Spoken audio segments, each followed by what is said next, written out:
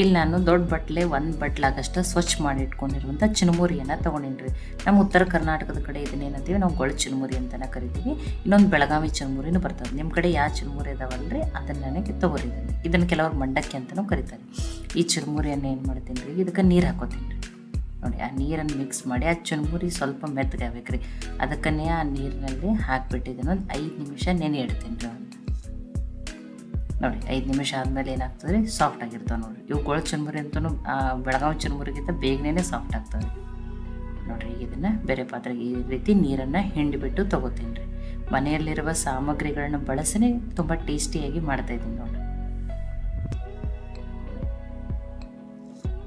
ಅದಕ್ಕೆ ನಾನು ಒಂದು ದೊಡ್ಡ ಬಟ್ಲೆ ಅಂದ್ರೆ ಒಂದು 2 ಬಟ್ಲಾಗಷ್ಟು ಚುರುಮುರಿಯನ್ನು ತೊಗೊಂಡಿದ್ದೆ ರೀ. ನೋಡಿ, ಈಗ ನಾನು ಕತಕ ಸೈಡಿಗೆ ಇಡ್ತೀನಿ ರೀ. ಈಗ ಇದನ್ನು ಈ ಪಾತ್ರೆಗೆ ಹಾಕೋತೀನಿ ರೀ. ಅದೇ ಪಾತ್ರೆಗೆ ನೀರನ್ನು ತಗೊಂಡಿದ್ದೀನಿ ನೋಡಿ. ಅದು 2 ಬಟ್ಲು ಚುರುಮುರಿ ಹಾಕೊಂಡ್ರೆ ಅವಾಗ ನೆನೆದು ಬಿಟ್ಟು ಏನಾಗ್ತೈತಿ 1 ಬಟ್ಲಾಗಷ್ಟು ಆಗ್ತದೆ ರೀ ಅದು. ನೋಡಿ, ಇದಕ್ಕೆ ನಾನಿಲ್ಲಿ 1 ಬಟ್ಲಾಗಷ್ಟು ಎಳೆ ಮೆಂತ್ಯ ಸೊಪ್ಪನ್ನು ತೊಳೆದ್ಬಿಟ್ಟು ಸಣ್ಣದಾಗಿ ಕಟ್ ಮಾಡಿ ಹಾಕ್ತಾಯಿದ್ದೀನಿ ರೀ. ನೀವು ಮೆಂತ್ಯ ಸೊಪ್ಪಿನ ಬದಲು ಇಲ್ಲಿ ಏನು ಮಾಡ್ಬೋದು, ಪಾಲಕ್ ಸೊಪ್ಪನ್ನಾದ್ರೂ ಹಾಕ್ಬೋದು. ಇಲ್ಲ ಮೆಂತ್ಯ ಸೊಪ್ಪಿನ ಕ್ವಾಂಟಿಟಿ ನೀವು ಇನ್ನೂ ಸ್ವಲ್ಪ ಜಾಸ್ತಿನ ಹಾಕ್ತೀನಿ ಅಂದ್ರೆ ನಡೀತದೆ, ಅದನ್ನೂ ಹಾಕ್ಬೋದು, ನಡೀತದೆ. ಒಂದು ಸ್ವಲ್ಪ ಕೊತ್ತಂಬರಿ ಸೊಪ್ಪು, 1 ಈರುಳ್ಳಿಯನ್ನು ಉದ್ದುದ್ದಾಗಿ ತೆಳುವಾಗಿ ಕಟ್ ಮಾಡಿ ಹಾಕ್ತಾಯಿದ್ದೀನಿ ರೀ. ನೀವು ಸಣ್ಣದಾಗಿ ಕಟ್ ಮಾಡಿನೂ ಹಾಕಿದ್ರೆ ನಡೀತದೆ. ನೋಡಿ, ಇಲ್ಲಿ ನಾನು 2 ಮೆಣಸಿನ್ಕಾಯಿ, ಸ್ವಲ್ಪ ಹಸಿ ಶುಂಠಿ, ಒಂದು 5 ಬೆಳ್ಳುಳ್ಳಿ ಹೆಸರನ್ನ ಈ ರೀತಿ ಪೇಸ್ಟ್ ಮಾಡಿ ಹಾಕತ್ತೀನಿ. ಖಾರ ನೀವು ನೋಡ್ಕೊಂಡು ಹಾಕೋರಿ. ಇಲ್ಲ ಹಸಿ ಮೆಣಸಿನ್ಕಾಯಿ ತುಂಬ ಖಾರ ಅನ್ನಿಸ್ತದಂದ್ರೆ ಒಂದೇ ಮೆಣಸಿನ್ಕಾಯನ್ನು ಹಾಕೋರಿ. ರುಚಿಗೆ ತಕ್ಕಷ್ಟು ಉಪ್ಪು. ನೋಡಿ, ಒಂದು ಅರ್ಧ ಸ್ಪೂನಾಗ ಸಕ್ಕರೆ ಹಾಕ್ತೀನಿ ರೀ. ಸ್ವಲ್ಪ ಮೆಂತ್ಯ ಸೊಪ್ಪಿಂದ ಏನಾದ್ರು ಕೈ ಅಂಶ ಅನ್ನಿಸಿತ್ತಂದ್ರೂ ಅದಕ್ಕೆ ಕಡಿಮೆ ಆಗ್ತದೆ. ಒಂದು ಅರ್ಧ ಸ್ಪೂನಾಗಷ್ಟು ಗರಂ ಮಸಾಲ. ಇಲ್ಲ ನಮಗೆ ಸಕ್ಕರೆನೇ ಬೇಡ ಅಂದ್ರೆ ನೀವು ಸ್ಕಿಪ್ ಮಾಡಿ ನಡೀತದೆ. 1/4 ಟೀ ಸ್ಪೂನಾಗಷ್ಟು ಅರಿಶಿನ. ಮೆಣಸಿನ್ಕಾಯಿ ಹಾಕಿರೋದ್ರಿಂದ ಅರ್ಧ ಸ್ಪೂನಾಗಷ್ಟು ರೆಡ್ ಚಿಲ್ಲಿ ಪೌಡ್ರನ್ನ ಹಾಕ್ತಾಯಿದ್ದೀನಿ. ಅಂದರೂ ನೀವು ಖಾರ ನೋಡ್ಕೊಂಡು ಹಾಕೋರಿ. ಒಂದು ಅರ್ಧ ಸ್ಪೂನಾಗಷ್ಟು ಜೀರಿಗೆ ಪುಡಿ, ಇದು ಹುರಿದಿರುವ ಜೀರಿಗೆ ಪುಡಿ. 1 ಸ್ಪೂನಾಗಷ್ಟೇ ನಿಂಬೆ ರಸನ ಹಾಕೊಂಡ್ರಿ. ಇಲ್ಲಾಂದ್ರೆ ನೀವು ಒಂದು ಅರ್ಧ ಸ್ಪೂನಾಗಷ್ಟು ಚಾಟ್ ಮಸಾಲ ಆದರೂ ಹಾಕ್ರಿ, ನಡೀತದೆ. ನೋಡಿ, ಇದನ್ನು ಮಿಕ್ಸ್ ಮಾಡ್ಕೊಂಡು ನೋಡಿರಿ. ಅದು ಮೆಂತ್ಯ ಸೊಪ್ಪದೆಲ್ಲ ತೊಳೆದು ಕಟ್ ಮಾಡಿದೆಲ್ಲ ಎಲ್ಲನೂ ನೀರು ಬಿಟ್ಕೋತದ್ರಿ ಅದು. ಇಲ್ಲೊಂದು ಅರ್ಧ ಸ್ಪೂನಾಗಷ್ಟೇ ಕರಿ ಮತ್ತು ಬಿಳಿ ಎಳ್ಳು 2 ಮಿಕ್ಸ್ ಆಗ್ಯಾವ್ರಿ. ಇದನ್ನು ಹಾಕ್ತಾಯಿದ್ದೀನಿ. ಟೇಸ್ಟೂ ಚೆನ್ನಾಗಿ ಬರ್ತದೆ ಮತ್ತು ಇದು ಸ್ಕಿನ್ಗೆ, ಹೇರ್ಗೆನೂ ಒಳ್ಳೇದು. ಇಲ್ಲ ನಮ್ಮ ಕಡೆ ಕರಿ ಇಲ್ಲ, ಬರೀ ಬಿಳಿ ಎಳ್ಳದಾವಂದ್ರೆ ಅವನ್ನೂ ಹಾಕ್ರಿ, ನಡೀತದೆ. ನೋಡಿ, ನಾನಿಲ್ಲಿ ಸಣ್ಣ ಬಟ್ಲೆನೇ 1 ಬಟ್ಲ ಅಂದ್ರೆ ಅರ್ಧ ಬಟ್ಲಾಗಷ್ಟೇ ಫಸ್ಟ್ ಕಡಲೆ ಹಿಟ್ಟನ್ನು ಹಾಕ್ಕೊಂಡು ಮಿಕ್ಸ್ ಮಾಡ್ಕೊತೀನಿ ರೀ ಬೈಂಡಿಂಗ್ ಸಲುವಾಗಿ. ಒಂದು ಅರ್ಧ ಸ್ಪೂನಾಗಷ್ಟೇ ಎಣ್ಣೆನ ಹಾಕ್ಕೊಂಡಿದ್ದೀನಿ. ಇಲ್ಲ ಇನ್ನೊಂದು ಸ್ವಲ್ಪ ಹಿಟ್ಟು ಹಿಡಿಸ್ತದಂದ್ರೆ ನೀರು ಹಾಕಲ್ರಿ, ನಾನು ನೀರು ಹಾಕ್ತೇನೆ ಕಲಿಸ್ತಾ ಇದ್ದೀನಿ. ಇಲ್ಲ ಹಿಡಿಸ್ತದ ಹಿಟ್ಟಂದ್ರೆ ಇನ್ನೊಂದು ಸ್ಪೂನ್ ಆದಷ್ಟು ಹಾಕೋತೀನಿ ರೀ. ತುಂಬಾ ಮೆತ್ತಗೆ ಅನ್ಸಾಕತ್ತಿದ್ರಿ. ಇಲ್ಲಿ ಸೋಡಾ, ಏನೋ ಮೊಸರು ಏನನ್ನೂ ಬಳಸ್ತೇನೆ ಮಾಡ್ತಾಯಿದ್ದೀನಿ ರೀ ನಾನು. ನೋಡಿ, ಇನ್ನೊಂದು ಸ್ಪೂನಾಗಷ್ಟೇ ಹಿಟ್ಟು ಹಿಡಿಸ್ತದೆ. ಒಮ್ಮೆಲೇ ಹಾಕಬೇಡ್ರಿ, ಹಿಟ್ಟಿನ ಕ್ವಾಂಟಿಟಿನೂ ಜಾಸ್ತಿ ಆಗಬಾರ್ದ್ರಿ, ಅದು ಅವಾಗ ಹಿಟ್ಟು ಹತ್ತದು. ನೋಡಿ, ಅದಕ್ಕೆ ನೋಡ್ಕೊಂಡು ಹಿಟ್ಟು ಹಾಕೋರಿ, ನಡೀತದೆ. ನೋಡಿ, ಅರ್ಧ ಬಟ್ಲ ಮೇಲೆ ನಾನಿಲ್ಲಿ 1 ಸ್ಪೂನಾಗಷ್ಟೇ ಹಿಟ್ಟನ್ನು ಹಾಕ್ಕೊಂಡಿದ್ದೀನಿ ಅಷ್ಟೇ. ಇದೇ ರೀತಿಯೇ ಇರಬೇಕು ನೋಡಿರಿ. ತುಂಬ ಗಟ್ಟಿನೂ ಕಲಸಲ್ಲ. ಹಿಟ್ಟನ್ನು ಯಾವ ರೀತಿ ಇರಬೇಕಂತ ಹೇಳಿ ತೋರಿಸ್ತೀನಿ ನೋಡಿರಿ. ತುಂಬ ಹಿಟ್ಟು ಹಾಕ್ಕೊಂಡು ಗಟ್ಟಿಯಾಗಿನೂ ಕಲಿಸ್ಕೊಬೇಡ್ರಿ. ನೋಡಿ, ಇದೇ ರೀತಿಯೇ ಇರಲಿ ರೀ ಹಿಟ್ಟು.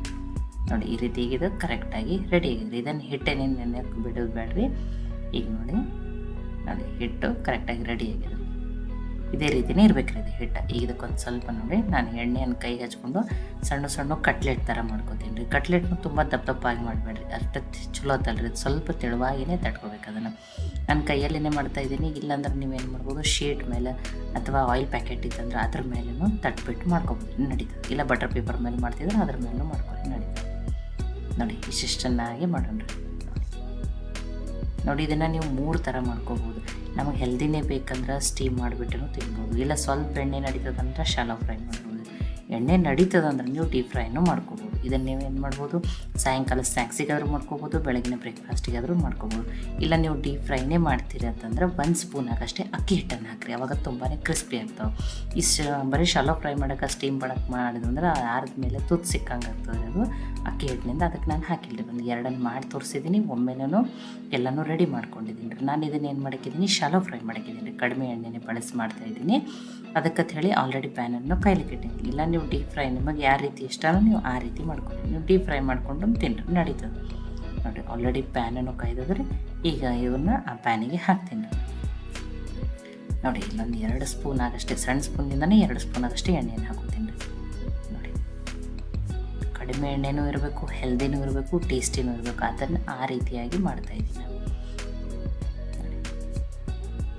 ಪರಾಠ ಅದು ಮಾಡ್ಕೊಂಡಿರ್ತೀವಿ ರೀ, ಪಲ್ಯ ಸಾಂಬಾರು ಮಾಡ್ಕೊಂಡಿರ್ತೀವಿ. ಇದು ಟೇಸ್ಟ್ ತುಂಬಾ ಚೆನ್ನಾಗಿರ್ತದೆ. ಇಲ್ಲ ನಮಗೆ ಎಣ್ಣೆ ನಡೀತದೆ ಪರವಾಗಿಲ್ಲ ಅಂದ್ರೆ ನೀವು ಡೀಪ್ ಫ್ರೈ ಮಾಡ್ಕೊಂಡು ತಿನ್ನಿರಿ. ಡೀಪ್ ಫ್ರೈ ಮಾಡೋರಿದ್ರೆ ನೀವು 1 ಸ್ಪೂನ್ ಆಗಷ್ಟೇ ಅಕ್ಕಿ ಹಿಟ್ಟನ್ನು ಹಾಕೋರಿ. ನೋಡಿ ಮೀಡಿಯಮ್ ಫ್ಲೇಮ್ದಲ್ಲಿಟ್ಟನೆ ಇದನ್ನು ಚೆನ್ನಾಗಿ ಬೇಯಿಸ್ಬಿಟ್ಟು ತೊಗೊಂಡ್ರಿ. ಅದಕ್ಕೆ ಹೇಳಿದ್ರಿ ತುಂಬ ದಪ್ಪ ದಪ್ಪಾಗಿನೂ ತಟ್ಬಾರ್ದು. ನೋಡಿ ಈ ರೀತಿ ಕೆಂಪಗ ಒಂದು ಸೈಡ್ ಆಗ್ಯಾವ ನೋಡಿರಿ, 2 ಸೈಡ್ ಚೆನ್ನಾಗಿ ಬೇಯಲಿರಿ. ಮೀಡಿಯಮ್ ಫ್ಲೇಮ್ದಲ್ಲಿಟ್ಟನೆ ಬೇಯಿಸ್ಕೊಂಡಿದ್ದೀನಿ ನಾನು.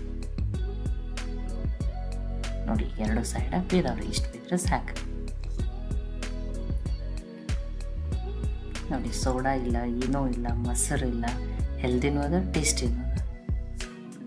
ಇಲ್ಲಿ ಮೆಂತ್ಯ ಸೊಪ್ಪಿನ ಬದಲು ಪಾಲಕ್ ಸೊಪ್ಪನ್ನಾದ್ರೂ ಹಾಕ್ಬೋದು ರೀ. ನೋಡಿ ಈಗ ಒಂದು ಬೇರೆ ಪ್ಲೇಟಿಗೆ ಹಾಕೋತೀನಿ, ನಿಮಗೆ ಸ್ವಲ್ಪ ಆರ್ಲಿರಿ ಕಟ್ ಮಾಡಿನೂ ತೋರಿಸ್ತೀನಿ. ತುಂಬಾ ಬಿಸಿ ಅದ. ಎಷ್ಟು ಚೆನ್ನಾಗಿ ಬಂದ. ಇಲ್ಲ ನೀವು ಸಾಯಂಕಾಲ ಸ್ನ್ಯಾಕ್ಸಿಗಾದ್ರೂ ಮಾಡ್ಕೋಬೋದು, ಬೆಳಗಿನ ತಿಂಡಿಗಾದ್ರೂ ಮಾಡ್ಕೋಬೋದು. ನೋಡಿ ಎಷ್ಟು ಚೆನ್ನಾಗಿ ಬಂದ, ಎಷ್ಟು ಪರ್ಫೆಕ್ಟಾಗಿ ಬಂದ. ಇವನು ಬಿಸಿ ಬಿಸಿ ಹೀಗೇನೂ ತಿನ್ಬೋದು. ನೋಡಿ ನಾನು ನಿಮ್ಗೆ ಕಟ್ ಮಾಡಿಬಿಟ್ಟೇ ತೋರಿಸ್ತಾಯಿದ್ದೆ. ನೋಡಿ ಎಷ್ಟು ಚೆನ್ನಾಗಿ ಬಂದು, ಎಷ್ಟು ಕಲರ್ಫುಲ್ಲಾಗಿ ಟೇಸ್ಟಿಯಾಗಿನೂ ಬಂದು. ಬಿಸಿ ಬಿಸಿ ಹೀಗೇನೂ ತಿನ್ಬೋದು, ಸಾಸ್ ಜೊತೆ ತಿನ್ಬೋದು, ಗ್ರೀನ್ ಚಟ್ನಿ ಜೊತೆ ತಿನ್ಬೋದು, ಅಥವಾ ಕಾಯಿ ಚಟ್ನಿ ಜೊತೆನೂ ತಿನ್ಬೋದು, ನಡೀತದೆ. ಈ ರೀತಿ ಮಾಡಿ ಮಕ್ಕಳಿಗೆ ಲಂಚ್ ಬಾಕ್ಸಲ್ಲಿ ಹಾಕಿ ಸಾಸ್ ಹಾಕಿದ್ರೆ ಬೆಳಗ್ಗೆ ಬ್ರೇಕ್ಫಾಸ್ಟು ಅವ್ರಿಗೆ ಬಾಕ್ಸಿಗೆ ರೆಡಿ ಆಗ್ತದೆ ರೀ. ಇದನ್ನೇನೋ ಚುರುಮುರಿ ವಡಿ ಅಥವಾ ಮೆಂತ್ಯ ಸೊಪ್ಪು ಚುರುಮುರಿ ವಡಿ ರೆಸಿಪಿ ನಿಮ್ಗೆ ಇಷ್ಟ ಆಗಿದ್ರೆ ಲೈಕ್ ಮಾಡಿ, ಶೇರ್ ಮಾಡಿ, ಕಮೆಂಟ್ ಮಾಡಿರಿ. ಖಂಡಿತನೂ ಟ್ರೈ ಮಾಡಿರಿ. ಟ್ರೈ ಮಾಡಿ ನನಗೆ ಹೆಂಗೆ ಬಂದಿತ್ತು ಅಂತ ತಿಳಿಸ್ರಿ. ಮತ್ತೆ ಒಳ್ಳೆ ರೆಸಿಪಿ ಜೊತೆ ಸಿಗೋಣ. ಎಲ್ಲರಿಗೂ ಧನ್ಯವಾದಗಳು.